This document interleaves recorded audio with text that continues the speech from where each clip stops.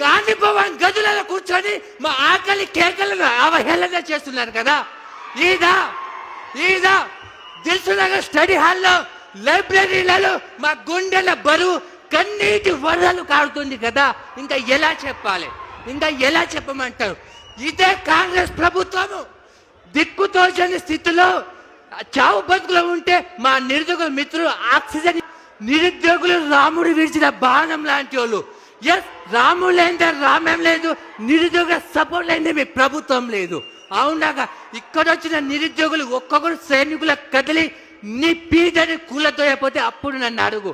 Yes, అవునా, ఇదే BRS government గత ప్రభుత్వం ఇచ్చిన నోటిఫికేషన్ ను నీ ఖాతాలో వేసుకున్నావు కదా. నీ దమ్ము ధైర్యం ఉంటే అదే అయోధ్య రాముడితో ప్రమాణం చేసి చూపెట్టు, ఇది నేను ఇచ్చాను అని చెప్పగలవా? ఎస్, నీ మనవాడు పూరీలు చేసుకుంటే ఏమన్నావు? పూరీలు చేసుకుంటే ఏమన్నావు? అదే మనవాడుని టీజీపీఎస్సీ అని కొట్టి చూపెట్టు.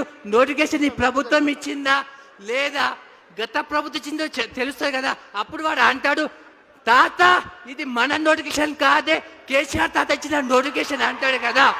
అవునా కాదా? ఎస్, నేను ఒక రిక్వెస్ట్ చేస్తున్నా, గీతమ్మ విని ఒక రోజు అన్నం పెట్టకమ్మా, అప్పుడైనా మా బాధ ఏంటో తెలుస్తుంది. అవునా కాదా?